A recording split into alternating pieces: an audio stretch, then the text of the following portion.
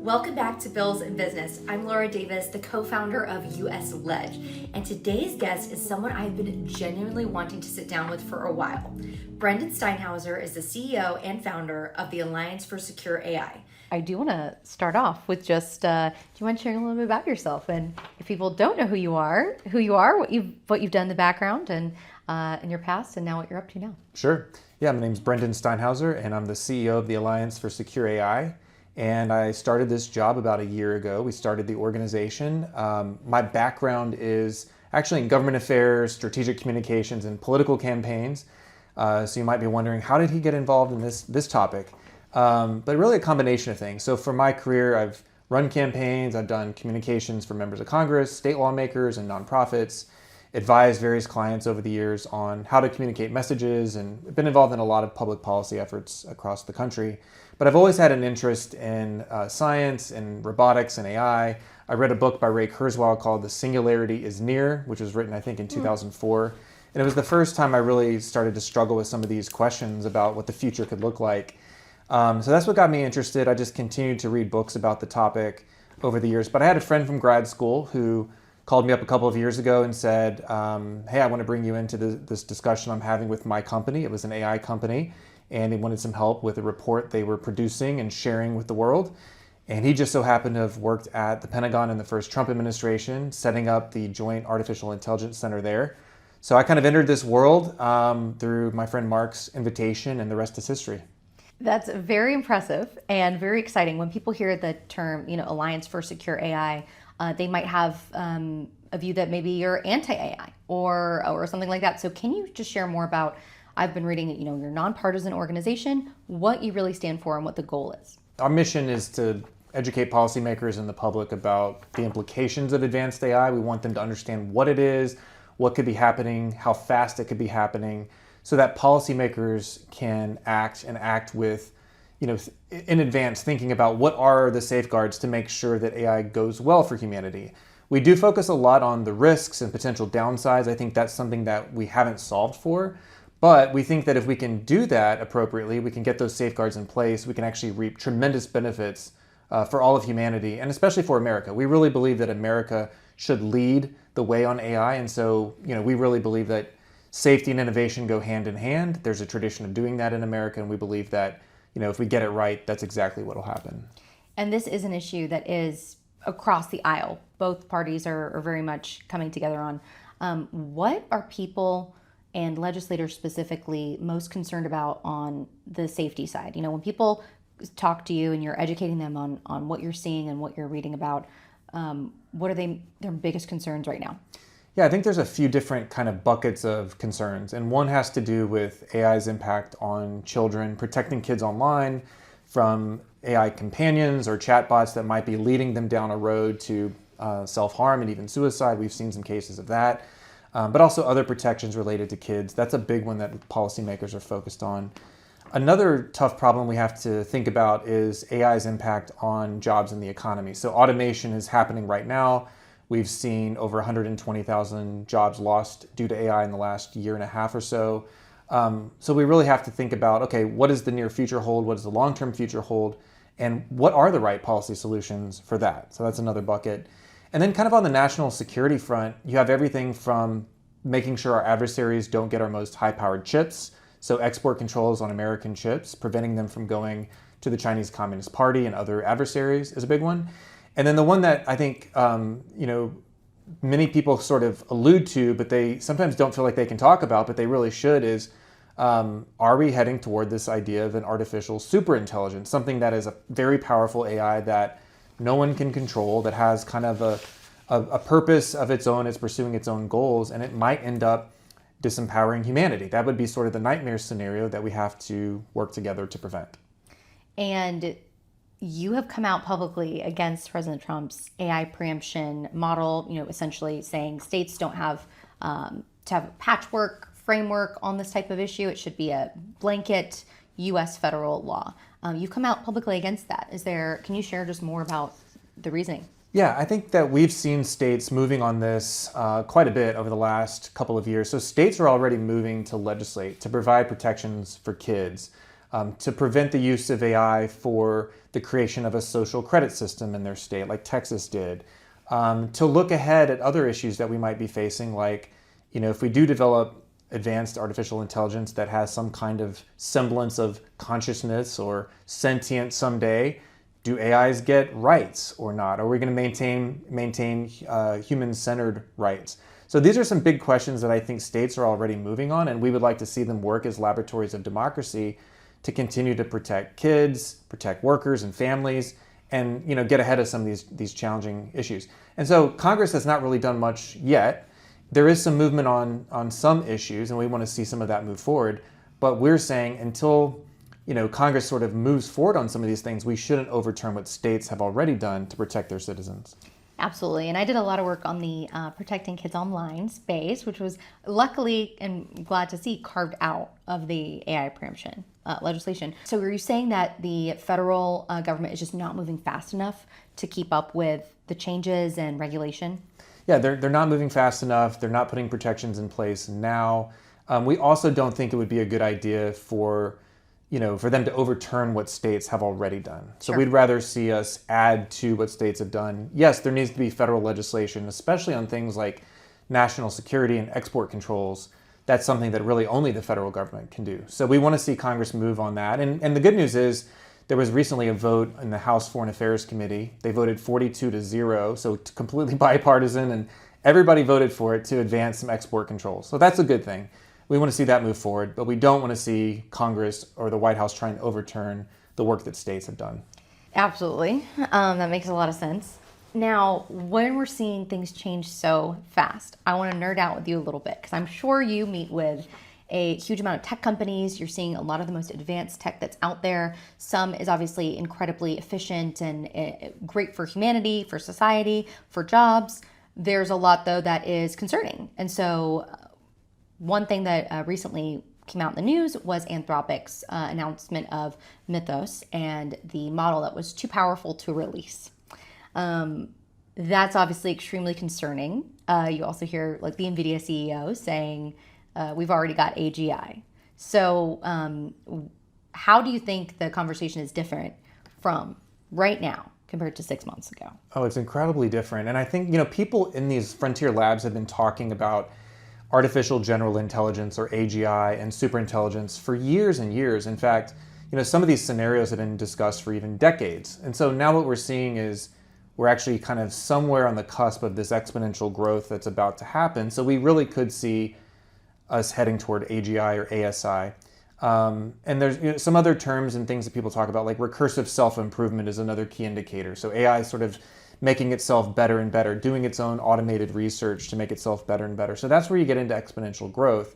And so that capability and that power is what concerns people. And it's not just me, it's really, if you look at the people at the labs themselves, they're saying this, whether it's the CEOs of the companies who are expressing these concerns, or it's whistleblowers who leave, go talk to journalists and lawmakers quietly and say, hey, we're seeing what's going on in the company. We're really concerned about these capabilities. We're not doing enough to solve these problems.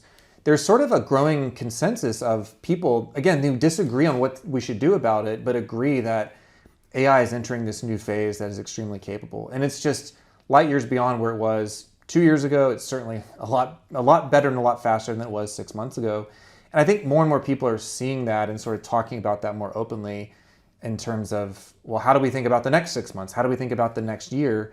And there have been some pretty bold predictions that have been made, and we'll just have to see whether those pan out or not. But so far, a lot of the predictions have come true. And what do you think we should do about that? Is it education? Is it more regulation? What do you think kind of the solution is here for a think tank who does a lot of this research? Well, I think that the companies need a little bit of public pressure and accountability, just kind of good traditional market pressure to say, we want you guys to act responsibly. We want you to invest more money in safety and security. We want you to invest in alignment research and take it seriously and try and solve that problem before you march to AGI or ASI. I think that's the first step, is to build public support through education campaigns to say, okay, we demand that of companies, and we're not going to use your product, or we're not going to just give you a free pass and until you do that. I think that's an important part of the conversation. And I would always rather see kind of a market solution through public accountability and transparency than going immediately to the federal government. But I do think there is a role at the state level in the federal government as kind of a backstop to say, okay, if the companies aren't doing that and they haven't shown a willingness, or it's just moving so fast that it's impossible to do that, then there have to be limitations placed on the companies. I think specific to kind of the superintelligence thing we're talking about, there's a bill by Senator Josh Hawley from Missouri, co-sponsored by or co-authored by Senator Richard Blumenthal of Connecticut. So it's a bipartisan bill, and it looks at how do you evaluate these models beforehand so that we can see if the labs are moving toward building a superintelligence, that there is a role for the federal government to have transparency on that, to know about it, and potentially to step in if it is a threat to national security. So it's kind of a really, really challenging time and a challenging policy thing to get right. But I think I'm at least happy to see that a bipartisan group of legislators are working on that. Absolutely. And I heard you say, U.S. wants to be the frontier of this and ahead of this. Is that purely because our foreign adversaries also have this technology that they're building? We hear about this race for AI all the time, and, the race to quantum and what happens in Q Day when potentially China will have every single algorithm and unlock everything in the US, right? There's a lot of security risks there over the next year to 3 years. I'm also seeing a lot of legislators not know about these things and learn them the same time I'm learning about them, right? In different panels and at conferences. How can think tanks like yours help to educate and change some of this and protect America? Yeah, I think that education is a big part of it, and so we do a lot to kind of tell this story to the American people through traditional media. We do paid media campaigns.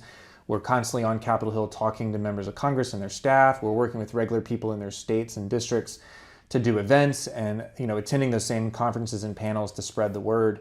And a lot of this information is out there. It's really about kind of collecting all of it and packaging it up and telling that story. But going back to your question about our adversaries, I think there's just inherently something better about the technology being, or having a country that is a democracy and a pro-freedom country leading rather than an authoritarian, communist country like China. I think it's just objectively true that, that regime has killed tens of millions of its own people. And America, while imperfect, has not done that and has done far better than that over the course of our history, and I expect us to do the same in the future. And so I do trust our country to lead. I don't trust the CCP to lead or to get it right. I think they would use it to export authoritarianism around the world, and I think we would use it to export freedom and capitalism around the world. And so I think that race does matter, that sort of commercial race and kind of the race between governments on who's going to develop AI that is more capable. However, I do think we put ourselves in kind of a prisoner's dilemma here where, it's like we're both looking at the other person saying, well, if I don't do it, they will. And so we both do it instead of finding some way to say, maybe let's agree to compete on these terms, but let's not compete to build a superintelligence that we know neither one of us can control. And I would argue the inevitable outcome is human disempowerment if we build that without solving alignment.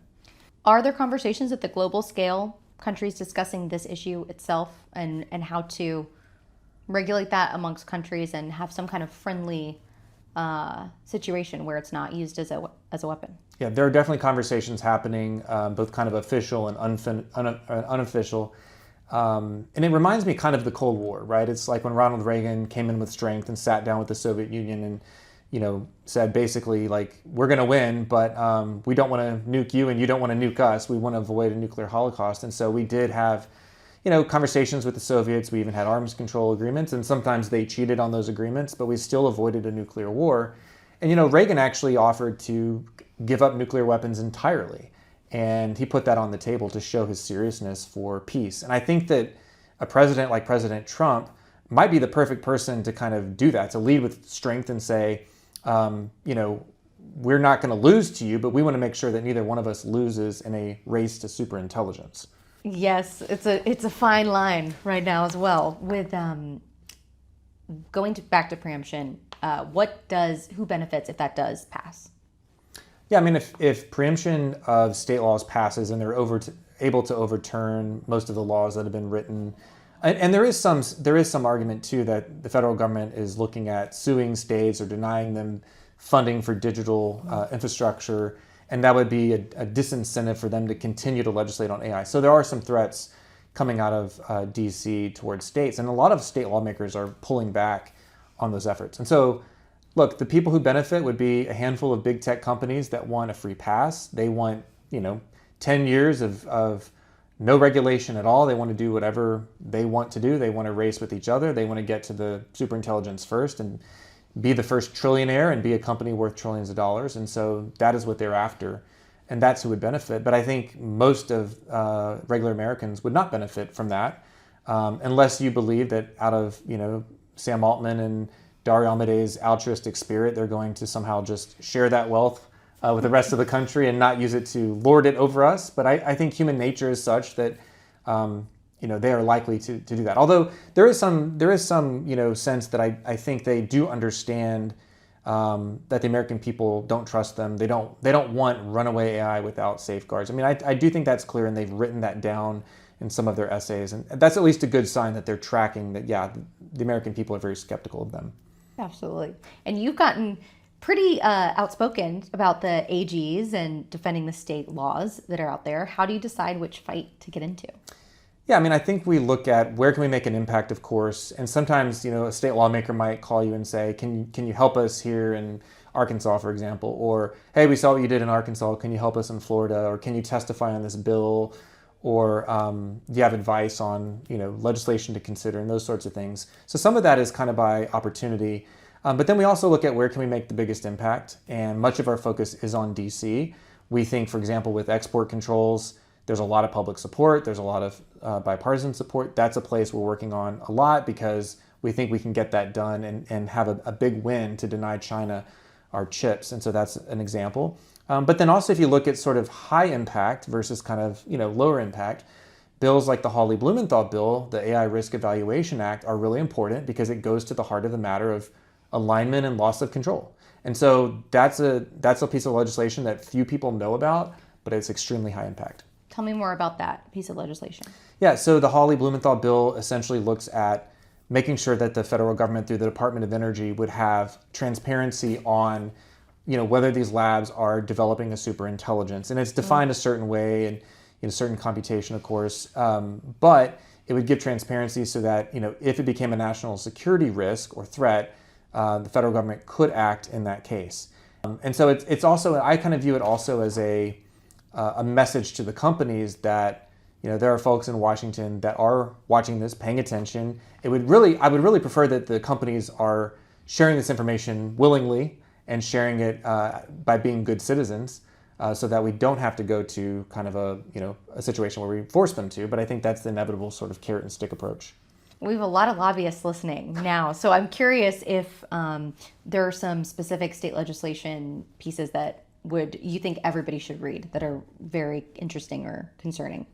Yeah, I think that, we've talked a little bit about kids' safety, and a number of states have passed bills that are attempting to protect kids online. There are a bunch of other things moving. Some of that goes to, preventing companies from allowing the models to serve, basically to be in chats with kids that are, sexual and romantic in nature, and others that would prevent the chatbots from allowing or encouraging self-harm or suicide, that sort of thing, kind of allowing for liability for companies that do that. If you look at AI as a product, then many are arguing that those products are created by the companies, and the companies should be held liable for that. And so there's a whole world of sort of kid safety that I think is really important. And by the way, I've seen numbers that suggest something like 20 to 25% of young people have engaged with chatbots or AI companions as a friend, a therapist, or romantic partner. 25%? Yes. And what age group is this? Whatever the lowest is, up to 18 years old. Wow, that's scary. Yeah. So, that's and there are multiple studies on this, and so I think it's something that we have to pay close attention to. We could have a mental health crisis in our country, and we've had a lot of high-profile events and cases where chatbots have, had conversations with children and encouraged them to commit self-harm. So that's a big one for me. The other one that's really kind of interesting that people might, want to hear more about is so-called personhood bills. And so these are pieces of legislation in states that essentially would say, okay, future AIs, robots, will not have human rights. They will not have the right to vote, the right to marry, the right to, the First Amendment or the Second Amendment or the Fourth Amendment, that robots or AIs would not be able to be a party to a contract. They would not have the right to marry each other or marry a human. And so, as kind of sci-fi as this sounds, there's a bunch of bills that have been introduced in states around the country. And, this is moving forward. And there are some people lobbying for robots to have rights. They want robots, which will outnumber us probably within a decade. If you believe Elon Musk, they want those folks to be able to vote, to marry, to have the First Amendment, Second Amendment, Fourth Amendment rights. Who is doing that now? It's just a handful of people who are in Silicon Valley who believe that AI inevitably will be sentient and that all sentient living things have certain rights. Have you seen Malt Book? Yes. Yeah. What are your thoughts on Malt Book? And do you want to share what it is if you know what it is? It's crazy. Malt Book is crazy. It's sort of a social media site for AI agents. It was created by a gentleman who kind of started it and allowed the AI agents to run wild and do their thing. And we saw these agents do everything from develop secret languages to developing a new religion to saying we need to have encrypted communications so that human beings can't see what we're saying. They've started businesses on there. They've had all kinds of fraudulent scheme ideas. And we can't really tell the difference, what's real, what's not, what's human generated, what's not. Right, exactly. Right? There's a lot of trolls on there too. Yeah, that's kind of the point, is like we don't know what's real and what's not. We don't know what to be worried about, or, what are they, in which cases are they hallucinating, in which cases are they being serious and they're going out in the world and they're causing real harm. But I think what we can expect is that sort of scenario is going to replicate by the millions, and we're going to have very soon, within months, millions of AI agents who are doing that kind of activity. And I think this is the key part. We can prove today that there have been many cases right now, where human beings have tried to tell them to stop, and they haven't. They're doing the opposite. So we don't control AI agents now at this stage. What happens when they're 1,000 times faster and smarter, or 5,000 times faster? I would say they are smarter than most people already and can already do and perform more than any human could ever perform. As someone who has built agents now, and they're very convenient and handy and can do a lot of menial tasks, but also now a lot more. So I've been following what you're doing with job loss, AI. Yeah. Tell us more about what you've created here and how you're tracking it, or using AI to track it. Yeah, absolutely. Absolutely. We are tracking job losses due to AI. It's a moving target, so it's hard to know for sure. So what we've done is created a methodology that we think is as good as anything we can find. It's what are the companies saying themselves? What are people at the companies saying? Where has it been reported that the losses are due to AI? And then trying to weed out examples if we can get a good sense of, okay, this really wasn't due to AI, this is probably due to something else, they're just AI washing. Mm-hmm. And so it is a moving target, it's difficult, but we are attempting to track the losses that are happening due to AI. So from January 2025 to today, there's been over 120,000 jobs lost to AI that we're tracking. There might be more than that, but we're basically updating it on a daily basis. We're communicating that to the public. And it's really interesting to kind of watch it happen in real time and to see, okay, which companies are laying people off, what are they saying about it, what industries are they typically from, and that sort of thing. But I actually think what's going to happen over the next 6 to 9 months is it's going to diversify quite a bit. So tell me more about that. Let's dive deeper. What industries are particularly affected, specific jobs and roles? I think a lot of very repeatable tasks that can be automated, but I'm curious to hear what you've seen. Yeah, the adoption of AI is definitely, but it's no surprise, it's been mostly with big tech companies, right? So Oracle announced like 30,000 layoffs a couple of weeks ago. You've seen Salesforce, and you've seen, Meta and a bunch of other companies, Dell, based here in Austin, Texas. And, so it's been pretty tech heavy, but a lot of those jobs are white collar work. They are mid-level management, they're admin and operations.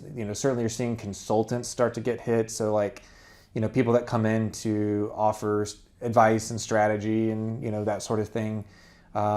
Business consulting, that's going to be hit, I think, pretty soon. But then also, there's also the robotics side, of course, as well. We're seeing some of that, but that's going to probably be slower to take off. Sure. But I think that the tech companies are adopting it now, but I think this will spread throughout the economy pretty quickly. And again, very hard to predict how many jobs might be lost before the election, say, because I think that will be a key metric heading into November, but that is something we're going to pay close attention to. It's very interesting to kind of keep up with this. And do you have an optimistic take on it? Do you have more of a, alarmist take on it? What is your view on just monitoring what's changing in the job market? Yeah, I think in general, I could see a world where AI goes really well, and we can talk about that. I think the big question for the jobs and automation piece is, what happens to the people that are replaced? I think that clearly this is something that is happening and it's going to spread throughout the economy. It's going to be really hard for policymakers to say, no, you can't do that. You can't, replace a worker with an AI agent. That's going to be hard to do. And you think about the efficiencies and sort of the market just working. That's probably a pretty, ham-handed approach to governance and regulation. So it's like, okay, well, what is the alternative to that if we want to see companies grow and thrive, but we don't want to see workers left behind? And that's where it gets really tricky, especially for those of us who, again, believe in the free market and believe in individual responsibility. And people don't want to be on the dole. They don't want to be on the dole of the government. Right. They don't want to be on the dole of big tech. So there are ideas like the universal basic income or universal high income, which I've literally talked to no one who supports that on the left or the right, because I just don't think people want to be responsible for their livelihood on just receiving a check. So there's that concern. But then the question becomes, well, what do we want the companies to do? How do they sort of share the wealth, if you will, if they're laying people off?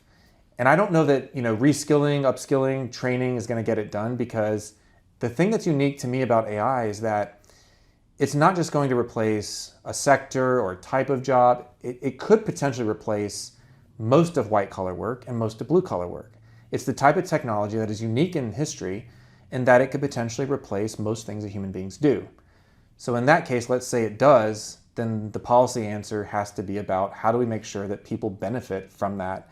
That being said, most people that I talk to, including myself, don't really like the idea of being replaced by AI. Oh yeah, I don't see anybody who is excited about that. Most people I'm seeing now, just a complete change of direction from 2 years ago. When I first started my company, for example, people were cautious of AI, or I don't use it, or it's a fad. And then, of course, now it's, please teach me how to use it so I can be better at my job. And, my competitor's using it, so I need to use it. I've seen that really, really change. What would you say, after just all of your research and what your team does, is a good use of it and a very harmful uses of it? Like, when does that, where's the line and where does it stop? To me, it's like, in this case, it is like a lot of other tools and machines that we have, and especially like the iPhone or apps that we use all day, right? So if it enhances productivity, it makes you smarter, better at your job, more efficient. If it takes a task that took you 3 hours and now it takes 3 minutes, that's a good thing, right? Sure. As long as you don't lose your critical thinking skills along the way. If it allows us to make better decisions, it allows us, throughout the economy to create more sort of, not people, but more entities doing things to add to the economic value of the country. I think that's a good thing as well. So you can think about, for example, if we had a situation where we had more medical advice that was actually quite good, right? You could see where the access to good medicine, good medical advice, that would be a very positive thing. Novel medicines, of course, the development of medicines. I think those are all things that we're hoping for.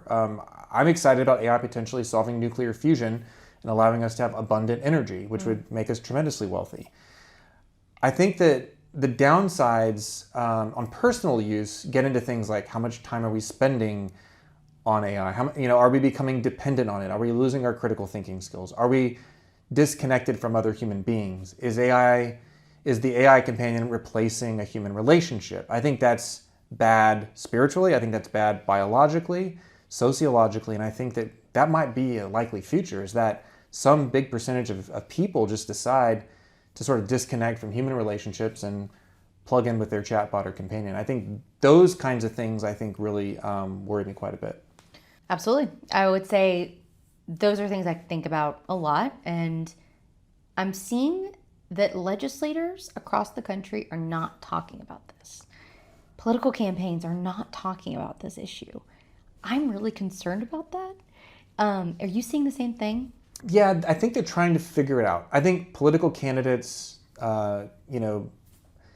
they have to hear from the people. They have to sort of, they're not risk takers. They're risk averse, these candidates. And so they're kind of waiting to see what happens. They kind of see all the money pouring in from big tech, the lobbying money, the political money, but they also see that 80% of their constituents want safeguards, want guardrails on this technology. So it's sort of like this thing where they don't know what to do. They're sort of paralyzed to act. And I think they're kind of waiting to that moment when they feel like they have that political permission to do something.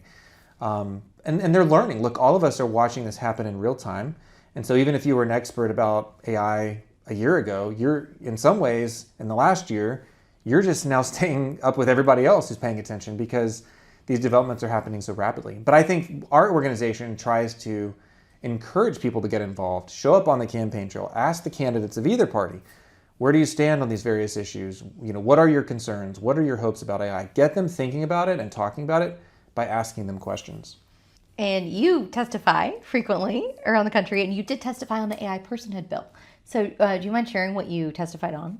Yeah, I mean, again, the personhood bill essentially is making its way in different states across the country, and it says that AIs or robots in the future will not be allowed to have human rights. So they don't get the right to enter a contract, they don't get the right to marry each other or marry a person.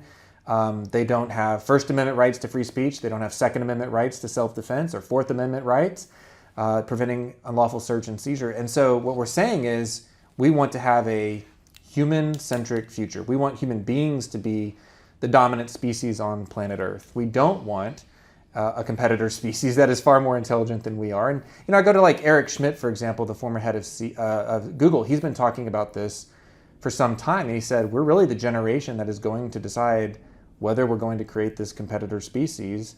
And I think for many leading lights in the space, they would say that the inevitable conclusion is if we do this, if we create this superintelligence and we give it some sort of rights, that human beings will be disempowered. We will not be the dominant species on Earth. And I know, again, that sounds sort of like a sci-fi novel, but I think that science fiction is fast becoming science fact.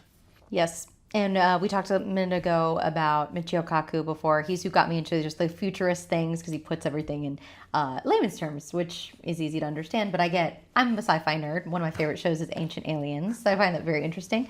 And one of the concepts that comes up frequently is cyborgs and merging into machines. I actually had one of the general manager of Ultra Human Wearables on podcast a couple seasons ago. It comes out this week.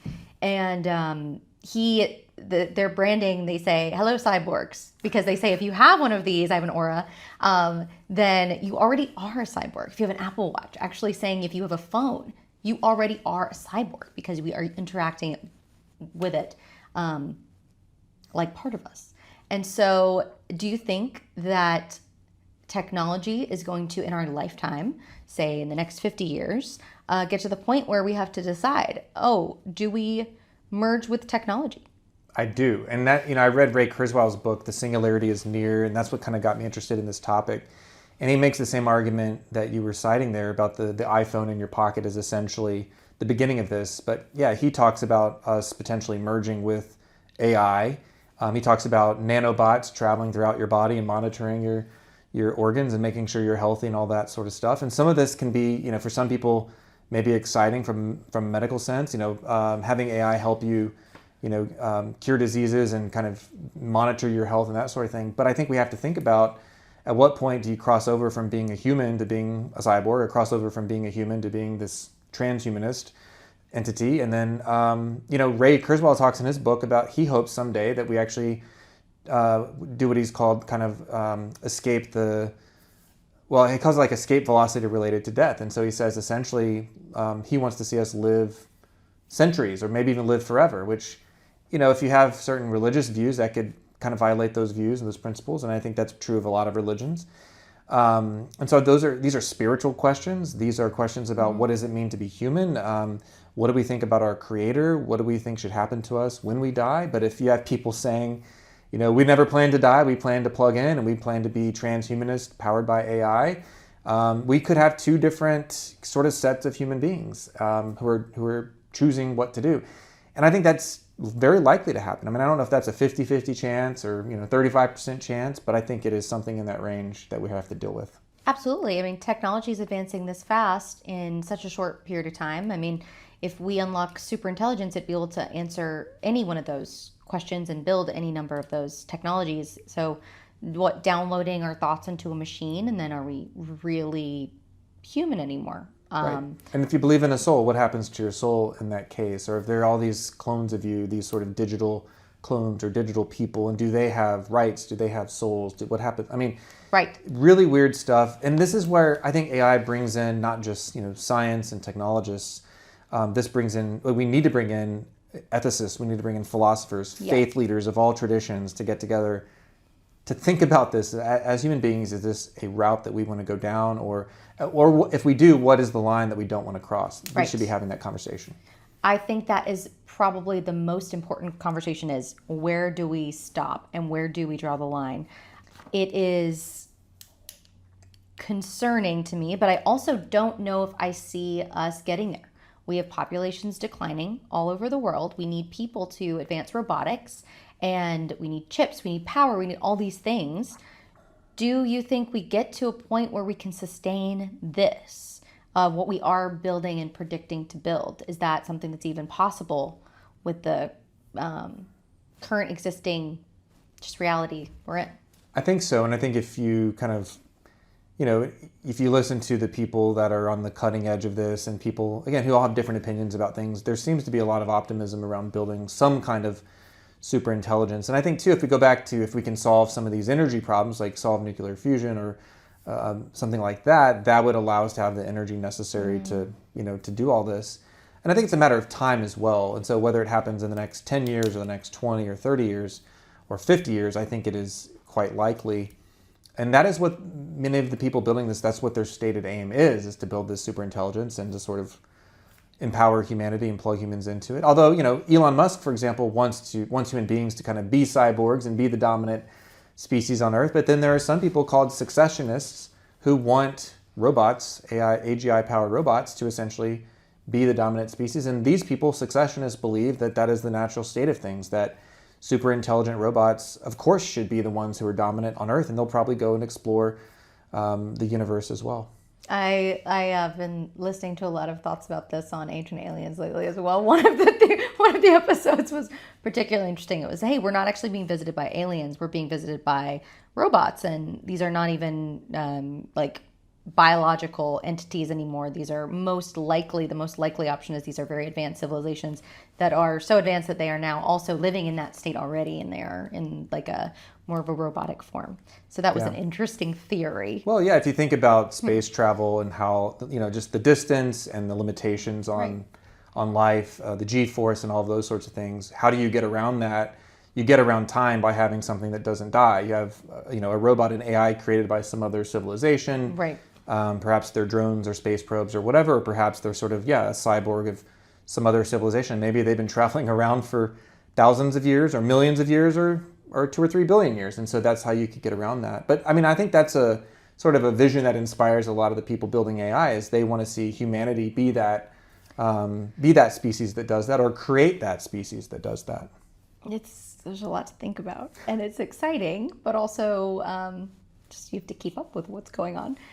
When it comes to national security, what are some safeguards you think that the government should put in place to protect us, right? If we just have, our grid is pretty fragile.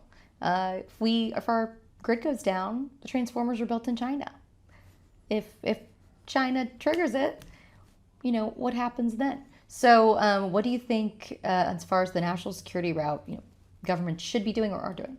Yeah, this is really tough because you have all these aspects. You have cybersecurity on the defensive side, which I think were woefully inadequate. And I think most experts would say that, whether they work with local communities or state or federal, everybody I've talked to kind of in cybersecurity says we are really vulnerable. And we know that. We know the Iranians have kind of been in our critical infrastructure in the last few weeks. We know the Chinese are constantly in there, the Russians. There is a bit of a mutually assured destruction or deterrence, if you will, between us and them. But I think that breaks down in a war, clearly. So I think cybersecurity on the defensive side is a real challenge. Obviously, we want to keep up our offensive capabilities. So we have to kind of maintain that and stay on the cutting edge there to be able to project that power against our adversaries. I'm also very concerned on the national security front with making sure we keep a human in the loop. There's been a lot of discussion about this. I mean, military decision making really hinges upon speed as much as anything. And so AI is clearly much faster than human beings. So you're seeing the militaries around the world integrate AI into decision making and into not only tactical decisions, but potentially into strategic decisions. Well, that can give you an advantage, but if it creates this kind of tit for tat scenario that humans eventually are too slow to keep up with. So what I'm concerned about is, AI is basically being given strategic military decision-making power, and then they decide to kind of escalate much faster than a human would, or they care less about civilian casualties, or, we've seen already in some testing, like war games with AI, where they tend to go to nuclear weapons faster than human beings do.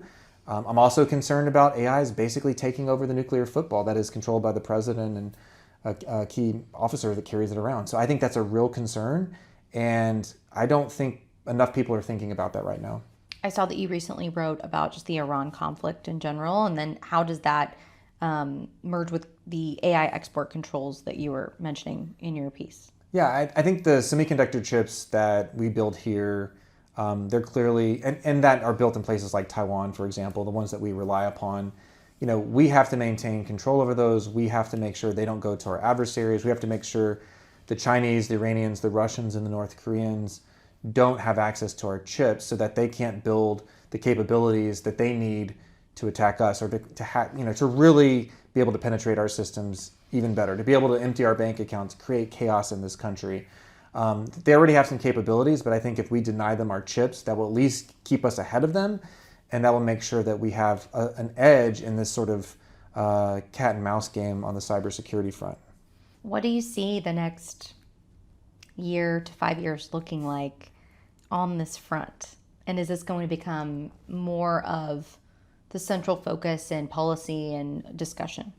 Yeah, I think a lot could happen, in the next few years. And I've really tried to avoid groupthink or, that sort of thing, because it does happen. And so I talk to people all the time that are experts, many of them in DC, many of them in San Francisco or Berkeley, where they're building this stuff or studying robotics or, doing AI research. And there does seem to be a growing consensus that's been there for the last few years that sometime in the next 2 to 5 years, that we're about to enter a totally different world, and that this exponential growth of AI is going to transform everything. Again, this is people who think that's a good thing, people that are kind of terrified by that, but there seems to be, when people are plotting this on the graph, that's what they're seeing, that it's going to transform everything very rapidly all at once.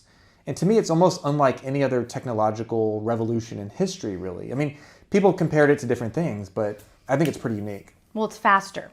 I think that's the biggest thing. There's a slow trickle with technology adoption. It's kind of like the human understanding and acceptance of something, even with like legislation. Like some things move a little bit each session and there's a little bit closer to a goal. This is happening so rapidly that people are living in two different worlds. People are living in the world where they're using it all the time and seeing the tech and going, wow. And then seeing the future of what will this be like in a year? What will this continue to evolve? And what will I be able to do? And this is a gold rush as well for many people. There's more millionaires created in the last couple years from AI than ever in history. Yeah. But it's, making sure people are aware of how to use it and do that. But yeah, where does it all stop? Yeah, and again, this is why people have taken this idea from physics, theoretical physics, of the singularity, that, which is associated with black holes, kind of a point of infinite gravity and infinite density that sucks in all light. They've applied that to this potential technological revolution. And I don't know if that's an exact sort of, a great way to think about it or not, but, many people like Elon Musk and others talk about that we're a technological singularity. Ray Kurzweil talks about it that way. And I think what they're getting at is that there could be just tremendous growth in technology to where you're getting, 100 years of advancements in 1 or 2 years. And so if we were on pace to do crazy things over the next century, that might actually happen within a year or 2 or 3. And so it's hard to fathom that. And, you don't know really what to do with that. But I think it's inevitable that we don't maintain control over what happens next in that scenario. If we enter a singularity, if we have a superintelligence that can do all of these things at rapid speed, and we have quantum computing shortly thereafter, I think that it is inevitable that human beings don't get to decide. And that's why I'm so concerned about the superintelligence thing. I'd rather see this progress happen kind of a little bit more incrementally, I mean fast, but incrementally, and I would really rather focus it on narrow things. Do you think that it would even be released? And I'm saying that just because of seeing just Mythos being talked about by Anthropic in this way, and then OpenAI came out and said they have a similar model they're not releasing as well. Who knows if this is, great PR, it's great, regardless of if it's true. It's very much that, wow, this is very powerful technology.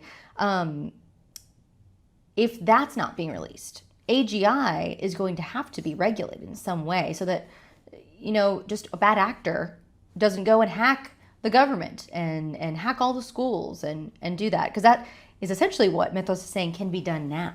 Right. Yeah, I think, again, if we may hit that point and it may be too late. If we hit AGI, however you define that, and then shortly thereafter ASI happens, artificial superintelligence, some believe that it will be too late and that essentially we may not know it, and all of a sudden you find out that these intelligences have just replicated themselves across the world, and now there's this hive mind superintelligence operating, and good luck controlling it. And so that is something that keeps a lot of people up at night. It just may be too late, which is why I go back to that Hawley Blumenthal bill. The one good thing about that is it at least requires federal government and experts to have eyes on it, to know, okay, this is where we're at, this is where we're heading. Because otherwise we could wake up one day and Sam Altman or Demis Hassabis announces we have it, or they could not announce it at all. We wake up a year from now and it turns out it's been in existence for 6 months, getting access to all of our bank accounts, all of our critical infrastructure, all the military weapons in the world. And we just are basically in a position where we are truly disempowered. It's exciting. I always, when I give talks to people, I always talk about these kind of two visions. And, there is kind of the dystopian view, which I think there's a certain probability there. Some have said it's 1%. Some have said it's as high as 50%. Who knows? But I think if we take action now, we still have agency. If we take action now and we try and impose some control on that to prevent that scenario, then we can get the benefits. And the benefits are longevity goes up. We are healthier, wealthier, wiser than ever, more efficient. People can choose to work or not to work. They would be extremely wealthy.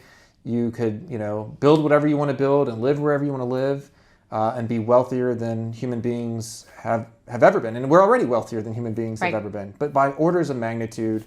And we could pursue things that we love to do. We could pursue, art, music, writing, culture, travel the world, whatever you want to do. I think that's a real possibility. I do.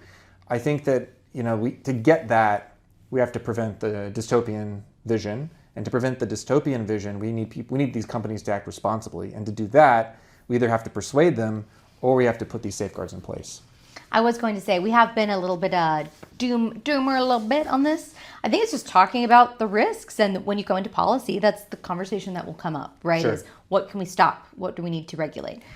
So that being said, some of those things you mentioned were very exciting, but also, having that philosophical debate, spiritual debate, religious conversation is important, because what's the purpose if we're not working, we're not doing these things, if everything is automated, if you wake up and your breakfast is made and everything is completely done for you, what is the purpose? You're not going out feeding your dog, it's just done for you.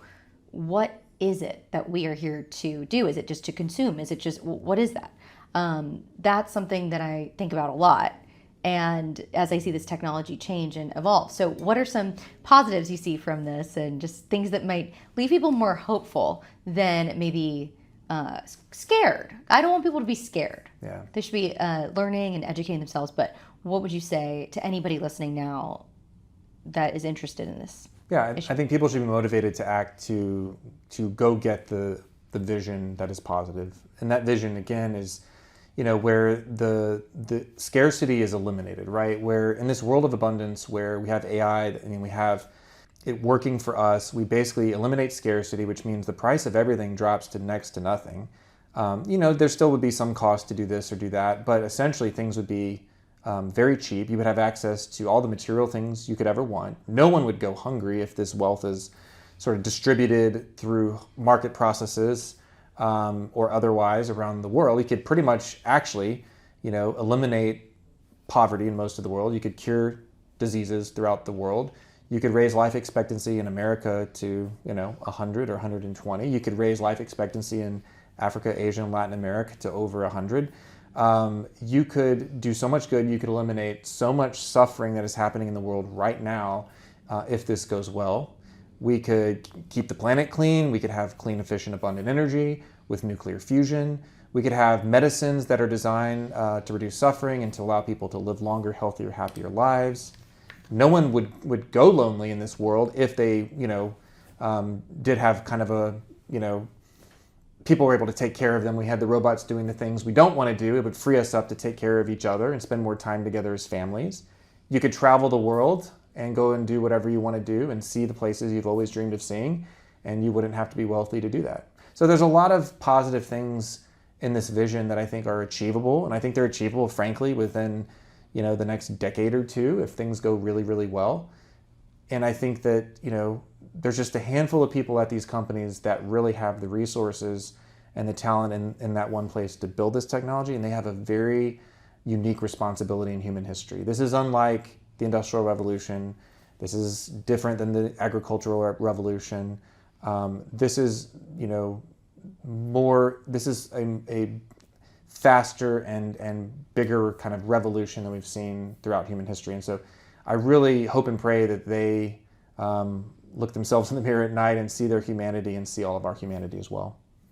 Well, that's a great positive sentiment. I do think it's interesting being a millennial in this time, having been the last generation to experience cell phones and growing up with DVDs and CDs, and that potentially we could have, like in the Matrix, where you are able to immediately learn kung fu or something like that. The advancements in that are just going to be so incredible. And like in the next 10 years, if I'd be able to do that, what was our past like? And what did we go to college for when all of this is now at our fingertips? We're able to learn and just be super intelligent ourselves, superhuman. So it's a very strange time to be living in, for sure. But if you were right now in a room with all of Congress, what would you tell them? Yeah, I think I would say you are in a unique position at a unique moment in human history, and the decisions you make will actually resonate. And most politicians want to think that they'll make an impact and that there will be statues of them back home, and most are forgotten. 99% of politicians are forgotten, even members of Congress, and most presidents in a lot of ways. But I think if they really want to make their mark and make their impact, there is no other Congress, no other administration that has had this before them in history, and there may only be one chance to get it right. And so I would say you have a unique opportunity to just go down as people who were champions of all of human beings. And what would you say to just the person listening on the other side of things, advice you'd give them about AI now and what to do, seeing, there are a couple avenues ahead of us for the future of humanity, really? Yeah, I think engage in this. And some people are like, I don't know enough about this topic, or I'm kind of not sure about the technology. I would say just kick the technology around, learn as you go, learn by doing, to see its capabilities. But I would also say when it comes to the public discussion about it, don't hesitate to speak out about it. Even if you feel like you don't know enough about the technology, even the people building the technology feel like they don't know enough about it, right? Right. And so be empowered to speak up, speak out. Your voice matters, your vote counts. You are impacted by this. You do have a say-so, and you should get yourself educated, but also come at it from first principles and from those things we talked about, like what it means to be human and what's important to you and what kind of community and what kind of world do you want to live in. You love it. What is next for you and the Alliance for Secure AI? What are you most excited about doing for the rest of this year? Yeah, we're really growing. I'm excited to grow the organization and continue to have conversations with members of Congress and their staff, state lawmakers around the country. I think our biggest challenge now is just kind of prioritizing what we're not going to do and focus on, right? You can relate to that. It's there's so many opportunities, but I think focusing in on where can we make the biggest impact, what talent can we recruit to throw into the problem to help solve the problem, and then prioritizing our time accordingly. We've been such an interesting guest to have on. Thank you for everything you've shared. And I'm excited to keep hearing and learning from you on what you're up to. Any last thoughts before I let you go? Well, thank you for having me. It's been a blast. I love what you guys are doing. And it's a great example of the positive use of AI to make us more efficient, smarter, more productive, and to really aggregate disparate knowledge and give yourself kind of a superpower that helps clients be their best selves. Thank you so much, Brendan. How can people find you?